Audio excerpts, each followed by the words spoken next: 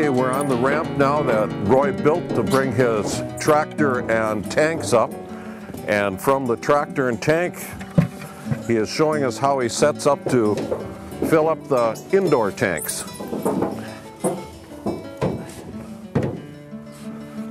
It's very simple. It looks but it works. Well organized, yes. Yeah. Yep. And from the tank, it gets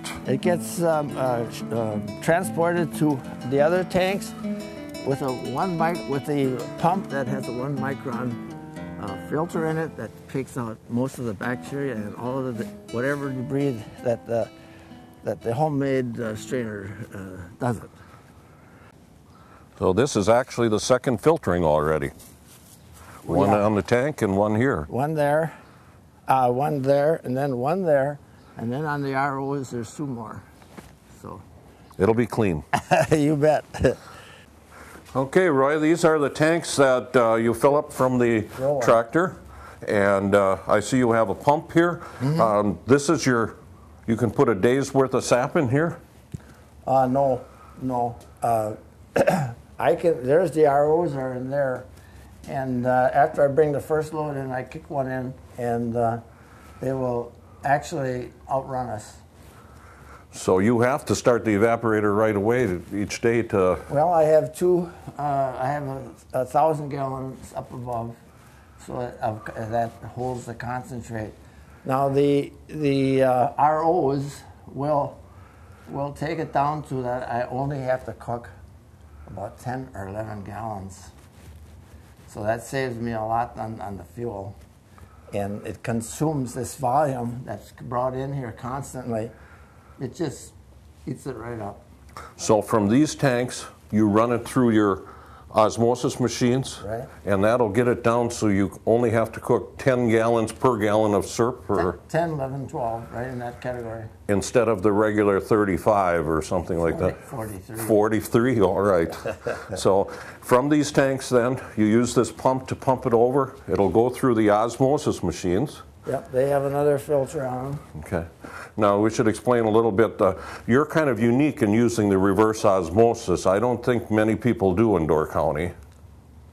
Well, yeah, right. I guess not, no. No. So what does that actually do? Well, it has a huge membrane in it with a lot of, and you're using a lot of pressure, and it's pushing the liquids, the sap through it, but it's able to separate the sugar from the water. And then from there it goes to a conventional evaporator. Right. All right, let's go look at that. Back in '77, I guess I think I was the first one in Wisconsin with an RO, and when I came home with the news that there was such a thing, I had followed a little bit up in Holland, Michigan. I was staying a little bit, I knew a little bit about it, and we just happened to have a young fellow at one of our meetings that was trying to demonstrate. He had a small-scale model, and nobody paid any attention to him, so I happened to go over there, and I said, "What do you have here?" He said, "I have an RO machine." Okay, I've read about that. And within a week, I had one here. Now, RO means reverse osmosis, and right. At one of our meetings, what are we talking about? The meeting of the institute meetings in the spring. The statewide maple syrup producer meeting. Right. All right. Well, you were ahead of your time. Well, I don't know what happened back in there. There was a kind of the price of fuel went up so high. And I said to my family, I said, we have a choice. We can go back to wood, and we can sell just at the plant, or I've got a different idea. See, fuel oil had jumped from 11 cents way up to around $1 at that time, and we thought that was terrible. Last year I paid $4.19 a dollar. But anyway, they outvoted me. The son and the wife said, let's go. So, okay, I'm a Democratic fellow. Yeah. So I went down and I bought one, and had it made to our specs, and it was fun. Well, this is the reverse osmosis machines that we're standing among here. And the idea behind this is with pressure, they push the sap through filters. Is that right? Through a membrane. And the membrane's in this part right here? And that, yep, right. Now this will then evidently pick up a more concentrated liquid. When it comes out of there, it will be concentrated. Yeah. And it separates what's left over from, other than this, is just water, I would imagine. Water, and that runs 200 feet down into the woods, in the woods. Oh, okay. This almost looks like a filter on a water machine too. Is another filtering process? That's another filter for the sap to protect the membrane. The membrane is very, very fussy. There's a lot of care it has to be done with this machine.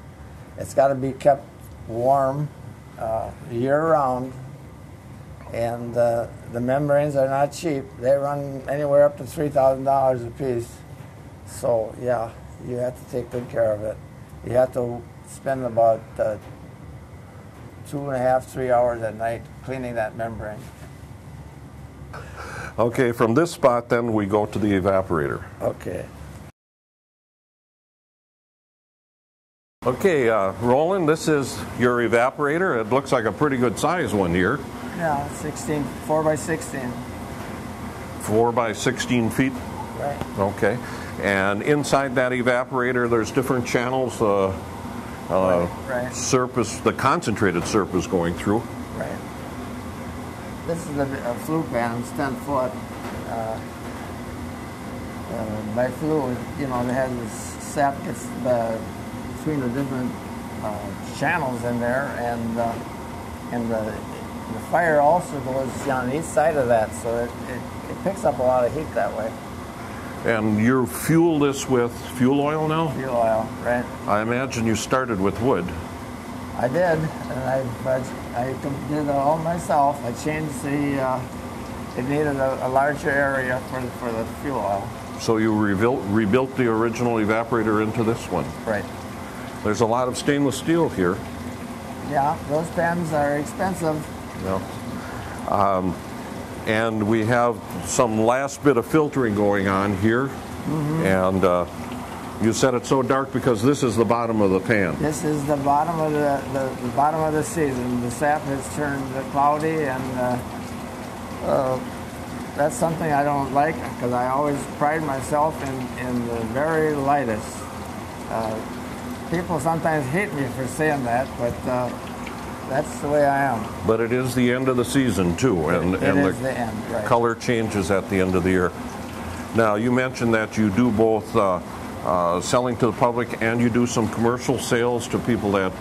Yeah, we retail and wholesale. Okay, and this will probably go to the...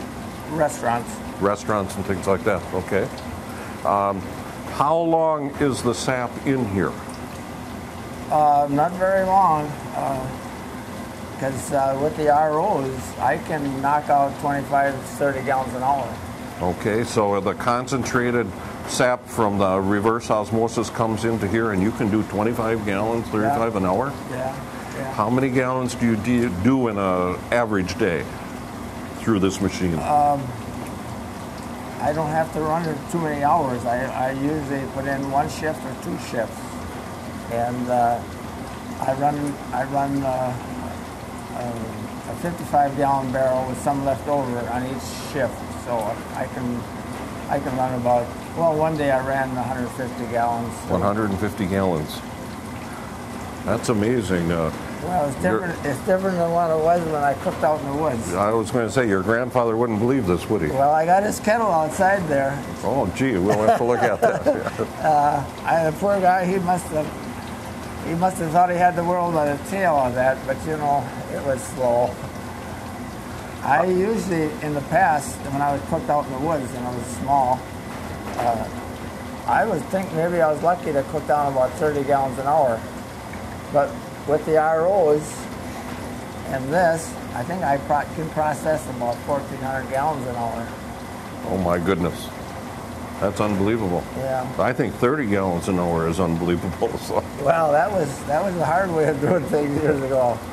Is this a digital readout that tells us something right. here? That's right. You can get it right to a tenth of a point. So you don't have to use a hydrometer anymore or a thermometer? I do the set that every morning, and I have to boil water. When I find the boiling point of water, I add 7.2 degrees higher, and that's the perfect syrup then. So you start out by using the old syrup cup and hydrometer to decide what the... I double check. I leave it, I take it off at about a few degrees above the red mark because it's going to evaporate in here while it's cooling. And then it will be pumped into that little tank behind you, which holds 55 gallons or better. And there it's brought to the exact point. Then I boil water again and I get the exact point. Otherwise, here I'm taking it off 2 degrees less than the exact point. Why is it so important to get it to that exact point? Well, you have to have 66 bricks. Otherwise, it's illegal syrup. Okay. And it's fussy. You get it too much higher than that, 66, 67, 68 is kind of hitting the top. 69, you'll get a lot of rock candy.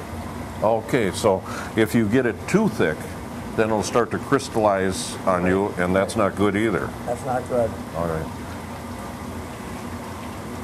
You're giving the customer, more than his share, and he's going to have a hard time with that crystal. But I'd rather have it over than under. Yes. When people first have maple syrup, they're a little amazed how thin it appears to them compared to corn syrup or something like that. Right. But if it's made too thick, it won't last. It doesn't. Well, it'll last, but it'll turn crystal. Turn to crystal. Okay. Yeah.